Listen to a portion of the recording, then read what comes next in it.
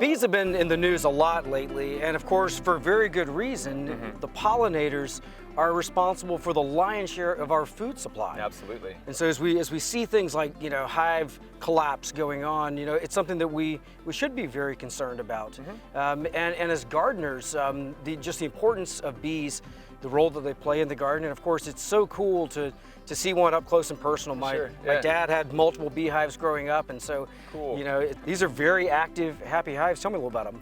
About 4 years ago, we decided that we wanted an apiary display out here, specifically for this, those reasons. I mean, we're, a botanical garden. We're open to the public. Where our job is to educate people about all things gardening. And one of the most important things about gardening is the pollinators, be it bees, be it anything else. And so to have this display out here was really interesting. We experimented with sourcing broodstock and some queens from kind of all over the place, primarily in California, which is, where we were sourcing them, is say 1,000, 2,000 miles away from us. Well, 1,000 miles. 2 of the hives that we have back here were actually sourced on site. We found some big swarms. Wow. And, obviously they were doing very well, in our area, and so they swarmed, and then they left to find a new home, and they're doing great. And so for anybody out there that's interested in starting hives, I would definitely say, there's all kinds of resources as far as the materials and how to handle them, but make sure that you are sourcing your brood stock and your queens from a local areas. I mean, most everybody, most every state has an apiary society, and a lot of times they're affiliated with like the land-grant university of that area. So a lot of resources out there. Absolutely. Yeah, and so let's talk a little bit about beekeeping. Many people are, maybe afraid of bees, and of course here we are standing just, right outside the flight path of bees, and they're very docile animals, and they're not too difficult to take care of either, right? Absolutely. The biggest problems that we have out here would be, obviously mite issues, and there's a couple other fungal issues and stuff that we have because in the wintertime it is very damp and it is very cold.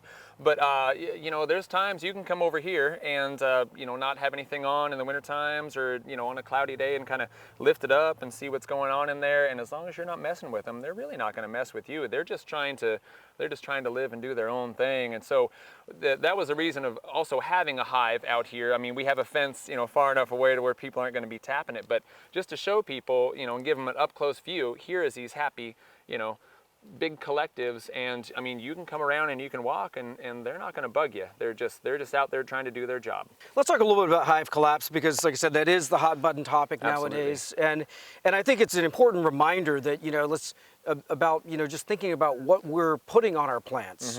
If we're spraying a lot of pesticides on plants that we know pollinators are going to be attracted to, just thinking about like the potential danger to that hive and just being careful about the way that we use things in the garden. Sure. Even before we had these hives out here, it was something that we were actively thinking about because, let's say 10 years ago, it was really just starting to come out in the news, like, oh my gosh, what's happening to these bees? And there's been, in the local area, there's been some big bee die-offs, and a lot of it was just because of imidacloprids or some of the other neonics and stuff, the systemic insecticides. As well as, some of the other things people aren't necessarily too sure, maybe there's something going on in the ground, there's a lot of different things. And so it directly influences our IPM program out here at the Oregon Garden as far as what chemicals we're going to use, if any, what we're going to be spraying, what the times of year are, and we're not 100% organic, but we try really hard to be mindful of the pollinators and use things that are fairly natural, just as good practice, but also to just keep our hives healthy. And it's really influenced a lot of the plantings that we've been doing recently. Yeah, and so right around this area, you've provided some very easy access to perennials, and we see just down the hill you've got a bunch of echinacea, rudbeckia, things that of course they're attracted to. Absolutely. One of the best accidents that we had was implementing a lot of teucrium hedges. A lot of people would utilize boxwood, for small garden hedging, and boxwood does flower and it does attract bees, but it's for a very specific amount of time.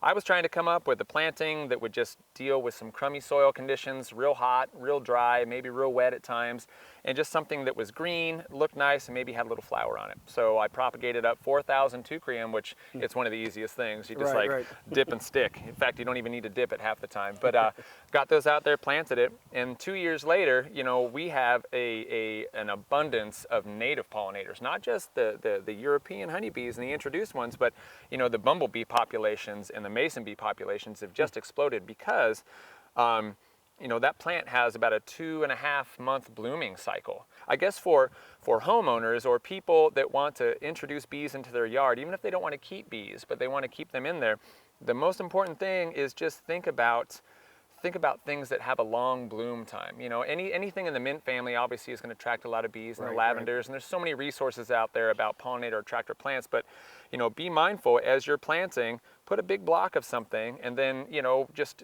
have stuff blooming at different times of the year, or have something that blooms for a long time, and they're going to stay there because if it's easy food, they're going to keep coming back. Outside of being wonderful pollinators, one of the other great advantages that bees have is they make honey. Yeah. Have you guys been able to harvest any from your hives yet? Absolutely. Last year was the first year that we harvested. We got 5 gallons.